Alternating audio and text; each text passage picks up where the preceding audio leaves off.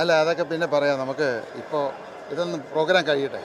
വലിയ വികസന പദ്ധതികൾ ഇന്ന് പ്രധാനമന്ത്രി തീർച്ചയായിട്ടും അത് നല്ലതാണ്, നാടിന് നല്ലതെന്ന് തന്നെ നമുക്ക്. നാടിനല്ല, കേരളത്തിന് മൊത്തം നല്ലതാണ്. അതിന് വേണ്ടിയിട്ടാണല്ലോ ഞങ്ങൾ ശ്രമിക്കുന്നത്.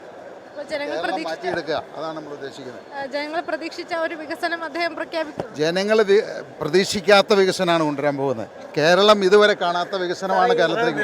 നിലവിൽ 2020 ചില പ്രതിനിധികൾ തീരുമാനത്തിൽ പ്രതിഷേധിച്ച് അതൊക്കെ ഉണ്ടാവുമല്ലോ, അത് എല്ലാ പാർട്ടിയിലും ഉണ്ടാവുമല്ലോ.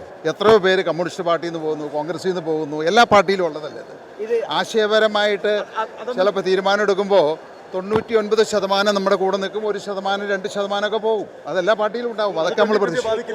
അതൊക്കെ നമ്മളെ ബാധിക്കുന്ന പ്രശ്നമല്ല. നമ്മൾ 1-2% പോകുമ്പോൾ 10-100% തിരികെ വരും എന്നുള്ളതാണ്. അതിനെപ്പറ്റിയൊന്നും വെറുതെ അത് കമ്മ്യൂണിസ്റ്റുകാരനല്ലേ, അതങ്ങനെ പറയുള്ളൂ. അത് ജനങ്ങൾ തീരുമാനിക്കട്ടെ. എൻ്റെ താല്പര്യമാണോ, നാടിൻ്റെ താല്പര്യമാണോ, കേരളത്തിനാണോ പ്രയോജനം ചെയ്യുന്നതെന്നുള്ളത് ജനങ്ങളാണ് തീരുമാനിക്കേണ്ടത്. 2020 വേണ്ടി വോട്ട് ചെയ്ത ജനങ്ങളെ കബളിപ്പിച്ചു എന്ന് കോൺഗ്രസ് പറയുന്നു. കോൺഗ്രസിനും കമ്മ്യൂണിസ്റ്റിനും എന്ത് വേണമെങ്കിലും പറയാനുള്ള അവകാശമുണ്ട്, അവരത് പറയട്ടെ. ഒരു സർപ്രൈസ് സ്ഥാനാർത്ഥിയായിട്ട് മത്സര രംഗത്തേക്ക് ഇറങ്ങി തിരിക്കുമോ?